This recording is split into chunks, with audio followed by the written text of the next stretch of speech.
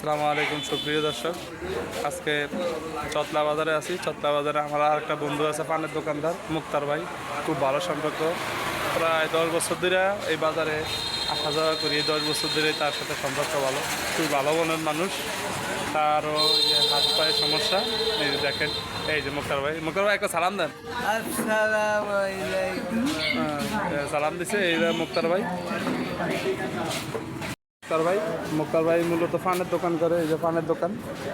মুক্তার ভাই একটু অসুস্থ মানুষ, অন্য কাজ করতে পারে না, হাতে আর পায়ে একটু সমস্যা। আপনার হাতে আর পায়ে সমস্যা, একটু ওই যে লেঙ্গে হাঁটে, এই কারণে অন্য কোনো ভারী কাজ করতে পারে না। আল্লাহ রহমতাল্লাহর বান্দার মাথা সবসময় টুপি থাকে, গালে দাড়ি, আর লোকও খুব ভালো মানুষ, নামাজ রোজা করে। এই গরিব মানুষ, সবাই ওনার জন্য দোয়া করবেন। উনি হিসাব নিকাশটা মোটামুটি জানে, পানের দোকান করে।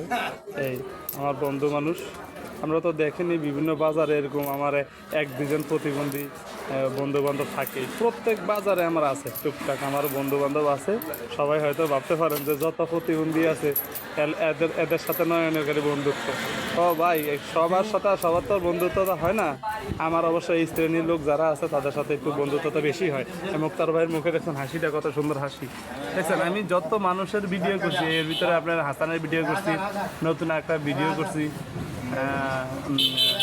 শুভর ভিডিও করছি, এখন এই যে মুক্তার ভাই ভিডিও করতেছি। এদের মুখ ভরা কিন্তু প্রচুর পরিমাণ হাসি। কথা বলছেন, আল্লাহ তালা হয়তো অনেক কিছু দেয় নাই, আবার অনেক কিছু দিছে।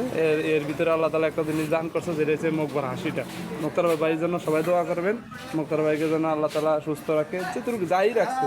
হয়তো হাঁটতে চলতে কষ্ট হয়, কিন্তু আল্লাহ তালা তারপরে যেন 2 মুঠো ডাল ভাত খাওয়ায় আল্লাহ তালা যেন ভালো রাখে, এই দোয়া করবেন সবাই। মুক্তার ভাই একটা সালাম দেন সবার। আসসালামু আলাইকুম। আচ্ছা বন্ধুরা, মুক্তার ভাইয়ের সাথে চা খাইতেছি, এবং মুক্তার ভাইয়ের একটা স্মরণীয় ঘটনা আছে। এই ঘটনাটা আজকে তো বেশি লং করতে পারবো না, স্মরণীয় ঘটনাটা আলোচনা করি। এই মুক্তার ভাই একদিন ঢাকা যাইতেছে তার মারে নিয়ে ডাক্তার দেখাইতে। এই সময় আপনার আসার সময় ওই যে লঞ্চের আন্ডিতে বসে পিছনে ব্যাক সাইডে বসে প্রস্রাব করতেছিল। তো এই টাইমে আপনার পড়ে গেছে, যে কোনোভাবে পা পিছলে পড়ে গেছে, পুরা নদীতে পড়ছে। নদীতে পড়ার পরে এরা তো কেউ পাইতেছে না, লঞ্চ চালারা খোঁজ করতেছে, আত্মীয়-স্বজন খোঁজ করতেছে, মারা নিয়ে গেছে ঢাকা ডাক্তার দেখাইতে। এই অবস্থা। তা এরকম অনেক খোঁজাখুঁজির পরে উনি আল্লাহ যারে বাঁচায় রাখে, তারা কি কেউ মারতে পারে? ওই ইলিশ জালের সাথে উনি বাইজা এই উঠছে আর কি, উঠছে। তার জীবিত, মরে নাই। আল্লাহ তালা তার হায়াত রাখছে। এই নদীতে ফইরা বেশিরভাগ মানুষে আমাদের দিকে অনেকেই পড়ছে, একজনে জীবিত ছিল না, প্রায় লোকেই মৃত পাইছি। আমাদের এখানে নয়নিগ্রামের রাসেল ভাই ফইরা গেছিল ইস্তেমায় যায়, ওনারাও মৃত পাইছি আমরা। কিন্তু মুক্তার ভাই উনি আল্লাহ রহমতে ইলিশ জাল লাগা বাইজা আল্লাহ জীবিত উঠেছে তারে, দেখছেন।